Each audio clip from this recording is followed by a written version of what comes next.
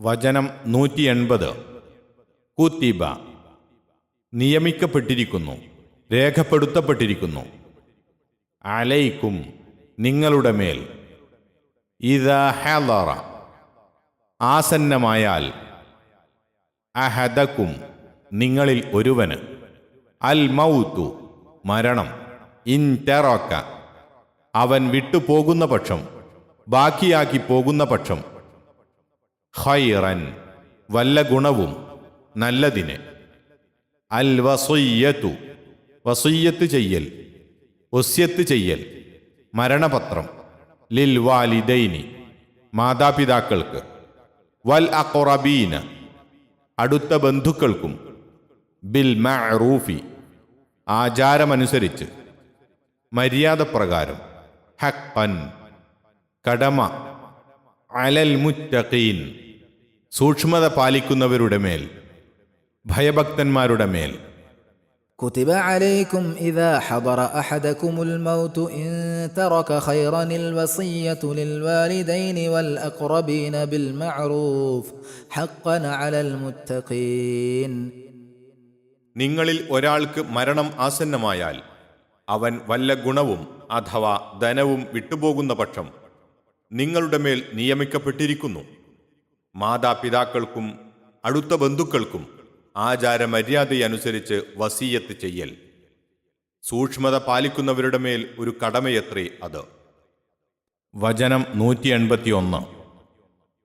ഫമൻ, എന്നിട്ട് ആരെങ്കിലും, എന്നാൽ ആരെങ്കിലും. ബദ്ദലഹു, അതിനെ മാറ്റിമറിച്ചു, ഭേദഗതി വരുത്തി. ബഅദ, ശേഷം, പിറകെ. മാ സമിഅഹു, അതവൻ കേട്ടതിൻ്റെ. ഫഇന്നമാ ഇസ്മുഹു, എന്നാൽ അതിൻ്റെ കുറ്റം തന്നെ, എന്നാൽ അതിൻ്റെ കുറ്റം മാത്രം. അലല്ലദീന, യാതൊരുവരുടെ മേൽ തന്നെ. യുബദ്ദിലൂനഹു, അവൻ അതിനെ മാറ്റിമറിക്കും. ഇന്നല്ലാഹ, നിശ്ചയമായും അല്ലാഹു. സമീഉൻ, കേൾക്കുന്നവനാണ്. അലീമുൻ, അറിയുന്നവനാണ്. فمن بدله بعدما سمعه فإنما إثمه على الذين يبدلونه إن الله سميع عليم. എന്നിട്ട് ആരെങ്കിലും അത് കേട്ടതിനു ശേഷം അതിനെ മാറ്റിമറിച്ചാൽ അതിൻ്റെ കുറ്റം അത് മാറ്റിമറിക്കുന്നവരുടെ മേൽ തന്നെയായിരിക്കും. നിശ്ചയമായും അല്ലാഹു എല്ലാം കേൾക്കുന്നവനും അറിയുന്നവനുമാകുന്നു. വചനം 182. ഫമൻ ഖാഫ, എന്നാൽ ആരെങ്കിലും ഭയപ്പെട്ടാൽ. മിമ്മൂസിൻ, വല്ല വസിയത്തുകാരനിൽ നിന്നും, വസിയത്തു ചെയ്യുന്ന ഒരാളിൽ നിന്നും. ജനഫൻ, വല്ല ചായ്വും മറിവും തെറ്റും. ഔ ഇത്മൻ, അല്ലെങ്കിൽ തെറ്റ് പാപം. ഫഅസ്ലഹ, എന്നിട്ട് അവൻ നന്നാക്കി. ബൈനഹും, അവർക്കിടയിൽ. ഫല ഇസ്മ, എന്നാൽ കുറ്റമില്ല. അലൈഹി, അവൻ്റെ മേൽ. ഇന്നല്ലാഹ, നിശ്ചയമായും അല്ലാഹു. ഗഫൂറുൻ, വളരെ പൊറുക്കുന്നവനാണ്. റഹീമുൻ, കരുണാനിധിയാണ്. فمن خاف من موص جنفا أو إثما فأصلح بينهم فلا إثم عليه إن الله غفور رحيم. ഇനി വസിയത്ത് ചെയ്യുന്ന വല്ലവനിൽ നിന്നും ഏതെങ്കിലും ഒരു തെറ്റോ കുറ്റമോ ഉണ്ടായതായി ആരെങ്കിലും ഭയപ്പെട്ടിട്ട് അവരുടെ അഥവാ വസിയത്ത് ചെയ്യപ്പെടുന്നവരുടെ ഇടയിൽ അവൻ നന്നാക്കി തീർത്താൽ അവൻ്റെ മേൽ അതിൽ കുറ്റമില്ല. നിശ്ചയമായും അല്ലാഹു വളരെ പൊറുക്കുന്നവനും കരുണാനിധിയുമാകുന്നു. 180, 181, 182 എന്നീ വചനങ്ങളുടെ വിശദീകരണം.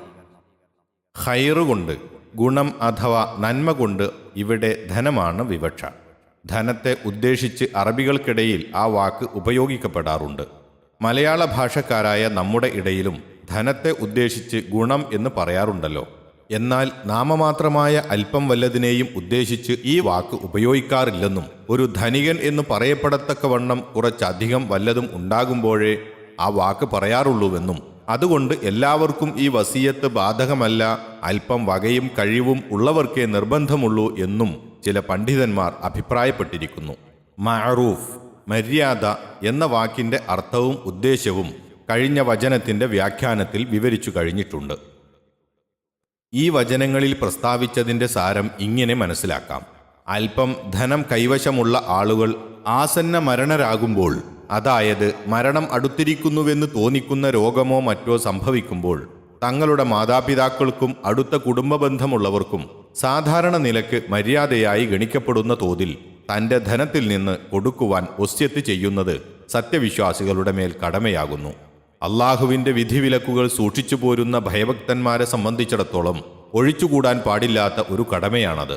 വസിയത്ത് ശരിക്ക് കേട്ട് മനസ്സിലാക്കിയ ശേഷം സാക്ഷികളിലോ വസിയത്ത് പ്രകാരം ധനം ലഭിക്കേണ്ടവരിലോ ആരെങ്കിലും അതിൻ്റെ യഥാരൂപത്തിന് വല്ല വ്യത്യാസവും വരുത്തുന്ന പക്ഷം അതിൻ്റെ കുറ്റം അവർക്കായിരിക്കും. വസിയത്ത് ചെയ്തവന് അതുകൊണ്ട് കുറ്റമൊന്നും ബാധിക്കുവാനില്ല. യഥാർത്ഥ കുറ്റക്കാർ ആരാണെന്നുള്ളത് അള്ളാഹുവിന് നല്ലവണ്ണം അറിയുന്നതാണല്ലോ. ഇനി ഒരാളുടെ വസിയത്തിൽ മര്യാദക്കേടായി വല്ലതും വന്നു പോകുകയോ കുറ്റകരമായ വല്ലതും ഉൾപ്പെടുത്തുകയോ ചെയ്തതായി കണ്ടാൽ അത് മനസ്സിലാക്കിയവർ ആ തെറ്റുകുറ്റം പരിഹരിക്കുമാറ് വസിയത്തിന്റെ അവകാശികൾക്കിടയിൽ യോജിപ്പുണ്ടാക്കി നന്നാക്കി വിടുന്നതിന് വിരോധമില്ലതാനും. അത് നല്ലതും കൂടിയാണ്. അള്ളാഹുവിങ്കിൽ നിന്നുള്ള പാപമോചനവും കാരുണ്യവും അവർക്ക് സിദ്ധിച്ചേക്കുന്നതുമാണ്. സൂറത്തുന്നിസായിൽ അനന്തരാവകാശ നിയമങ്ങൾ സവിശദം വിവരിച്ചുകൊണ്ടുള്ള കൽപ്പനകൾ അവതരിക്കുന്നതിന് മുമ്പ് അവതരിച്ചതാണ് ഈ വചനങ്ങൾ. അനന്തരാവകാശികൾ ആരെല്ലാമാണെന്നും ഓരോരുത്തരുടെയും അവകാശം ഇന്നിന്ന പ്രകാരമാണെന്നും അവിടെ വിവരിച്ചിരിക്കുന്നത് പോലെ വസിയത്തിനെക്കുറിച്ച് ഇവിടെ വിശദമായി വിവരിച്ചിട്ടില്ല. ധനത്തിന്റെ എത്ര ഭാഗം വസിയത്ത് ചെയ്യണമെന്നോ ഓരോരുത്തർക്ക് എത്ര വീതം നൽകണമെന്നോ മാതാപിതാക്കൾക്ക് പുറമേ പറഞ്ഞ അടുത്ത ബന്ധുക്കളിൽ ആരൊക്കെ ഉൾപ്പെടുമെന്നോ നിർണയിക്കപ്പെട്ടിട്ടുമില്ല. മര്യാദയനുസരിച്ച് അഥവാ ബിൽ മഅറൂഫ് എന്ന് മാത്രമേ പറഞ്ഞിട്ടുള്ളൂ. അനന്തരാവകാശികൾക്കെല്ലാം അനന്തരാവകാശ നിയമപ്രകാരം അവരവരുടെ അവകാശങ്ങൾ നിശ്ചയിക്കപ്പെട്ടു കഴിഞ്ഞിട്ടുള്ളതുകൊണ്ട് അനന്തരാവകാശികൾക്ക് മേലിൽ വസിയത്ത് പാടില്ലെന്ന് താഴെ ഉദ്ധരിക്കുന്നത് പോലെയുള്ള ഹദീസുകളിൽ വന്നിട്ടുമുണ്ട്. ഇതെല്ലാം കാരണമായി ഈ വചനങ്ങളിൽ കൽപ്പിക്കപ്പെട്ട വസിയത്തിന്റെ വിധിയെപ്പറ്റി പണ്ഡിതന്മാർക്കിടയിൽ ഒന്നിലധികം അഭിപ്രായങ്ങളാണുള്ളത്. അവ ശരിക്കു പരിശോധിക്കുന്ന പക്ഷം ചില വിശദാംശങ്ങൾ ഒഴിച്ച് ബാക്കിയുള്ളതിലെല്ലാം അവ പരസ്പര വിരുദ്ധങ്ങളാകുന്നില്ലെന്നും സാങ്കേതികമായ ചില സമീപനങ്ങളിൽ നിന്നുത്ഭവിച്ചവയാണ് ആ അഭിപ്രായങ്ങളെന്നും കാണാവുന്നതാകുന്നു. അല്ലാഹു അഅലം. ഭൂരിപക്ഷം പണ്ഡിതന്മാരുടെയും പ്രധാനപ്പെട്ട പല ഖുർആൻ വ്യാഖ്യാതാക്കളുടെയും അഭിപ്രായം അനന്തരാവകാശത്തിന്റെ ആയത്തുകൾ അവതരിച്ചതോടുകൂടി വസിയത്തിന്റെ നിർബന്ധം കാലാഹരണപ്പെട്ടു അഥവാ മൻസൂഖായി പോയിട്ടുണ്ട് എന്നാകുന്നു. മേൽ സൂചിപ്പിച്ച വസ്തുതകൾക്ക് പുറമെ ഇവർക്കുള്ള പ്രധാന തെളിവുകൾ താഴെ കാണുന്നത് പോലെയുള്ള ഹദീസുകളാണ്. 1. ഒരു പ്രസംഗത്തിൽ നബി സല്ലല്ലാഹു അലൈഹി വസല്ലമ ഇപ്രകാരം പറഞ്ഞതായി അംറു ബിനു ഖാരിജ റളിയല്ലാഹു അൻഹു ഉദ്ധരിക്കുന്നു: നിശ്ചയമായും എല്ലാ അനന്തരാവകാശികൾക്കും അവരുടെ അവകാശം അഥവാ ഓഹരി കൊടുത്തു കഴിഞ്ഞിട്ടുണ്ട്. അതിനാൽ ഒരു അനന്തരാവകാശിക്കും വസിയത്തില്ല. അഹ്മദ്, ഇബ്നു മാജ, ബൈഹഖി, അബൂദാവൂദ്. അല്പം ചില അക്ഷരവ്യത്യാസങ്ങളോടുകൂടിയാണെങ്കിലും ഈ ആശയം വ്യക്തമാക്കുന്ന ഹദീസുകളും മഹാന്മാരിൽ നിന്നുള്ള റിവായത്തുകളും വേറെയും പലരും ഉദ്ധരിച്ചിട്ടുണ്ട്. ഹദീസാണെങ്കിൽ ന്യൂനതകളില്ലാത്തതുമാകുന്നു. 2. സഅദ് ബിനു അബി വഖാസ് റളിയല്ലാഹു അൻഹു രോഗശയ്യയിലായിരുന്നപ്പോൾ തനിക്ക് കുറെ ധനമുണ്ടെന്നും നേരെ അവകാശിയായി ഒരു മകൾ മാത്രമേ ഉള്ളൂവെന്നും പറഞ്ഞുകൊണ്ട് തൻ്റെ ധനത്തിൻ്റെ 2/3 വസിയത്തായി നൽകാമോ എന്ന് നബി സല്ലല്ലാഹു അലൈഹി വസല്ലമയോട് അദ്ദേഹം ചോദിക്കുകയുണ്ടായി. അത് പാടില്ലെന്ന് നബി സല്ലല്ലാഹു അലൈഹി വസല്ലമ പറഞ്ഞു. എന്നാൽ പകുതി ആകാമോ എന്ന് അദ്ദേഹം ചോദിച്ചു. അതും നബി സല്ലല്ലാഹു അലൈഹി വസല്ലമ അനുവദിച്ചില്ല. എന്നാൽ 1/3 ആകാമോ എന്ന് അദ്ദേഹം ചോദിച്ചു. അപ്പോൾ നബി സല്ലല്ലാഹു അലൈഹി വസല്ലമ ഇങ്ങനെ പറഞ്ഞു: എന്നാൽ 1/3 തന്നെ ധാരാളമാണ്. തൻ്റെ അനന്തരാവകാശികളെ ജനങ്ങളോട് കൈകാട്ടുന്നവരായി വിട്ടുപോകുന്നതിനേക്കാൾ തനിക്ക് ഉത്തമം അവരെ ധനികരായി വിട്ടുപോകുന്നതാകുന്നു. ഈ സംഭവം ബുഖാരിയും മുസ്ലിമും റഹിമഹുമുള്ള രേഖപ്പെടുത്തിയിട്ടുള്ളതാണ്. അനന്തരാവകാശ നിയമപ്രകാരം സ്വത്തിന് അവകാശികളായിരിക്കുന്നവരെ സംബന്ധിച്ചിടത്തോളം വസിയത്തിന്റെ നിയമം ദുർബലപ്പെട്ടു പോയിട്ടുണ്ടെന്നും അവകാശികളല്ലാതായി തീരുന്ന മാതാപിതാക്കളെയും അടുത്ത കുടുംബങ്ങളെയും സംബന്ധിച്ചിടത്തോളം വസിയത്തിന്റെ നിയമം നിലവിലുണ്ടെന്നുമാണ് മറ്റൊരു അഭിപ്രായം. വിമതസ്ഥരായതുകൊണ്ടോ സ്വത്തുടമയെ വധിച്ചതുകൊണ്ടോ മാതാപിതാക്കൾക്ക് നിയമപ്രകാരം അനന്തരാവകാശം ലഭിക്കാതെ വരാം. കൂടുതൽ അടുത്ത കുടുംബാംഗങ്ങൾ ഉള്ള കാരണത്താൽ അവരെക്കാൾ അകന്ന കുടുംബാംഗങ്ങൾക്കും അവകാശം കിട്ടാതെ വരാം. അതോടുകൂടി അവർ ദരിദ്രരും ജീവിതക്ലേശം അനുഭവിക്കുന്നവരുമായിരിക്കാം. ഇങ്ങനെയുള്ള അവസരങ്ങളിൽ ഈ മാതാപിതാക്കൾക്കും കുടുംബങ്ങൾക്കും വസ്യത്ത് ചെയ്യേണ്ടതുണ്ടെന്നും അനന്തരാവകാശം ലഭിക്കുന്ന ആർക്കും വസ്യത്ത് നിർബന്ധമില്ലെന്നുമാണ് ഈ അഭിപ്രായക്കാരുടെ പക്ഷം. വസ്യത്തിന്റെ കൽപ്പന ഒരു നിർബന്ധ നിയമമല്ലെന്ന അടിസ്ഥാനത്തിലാണ് ഈ അഭിപ്രായം.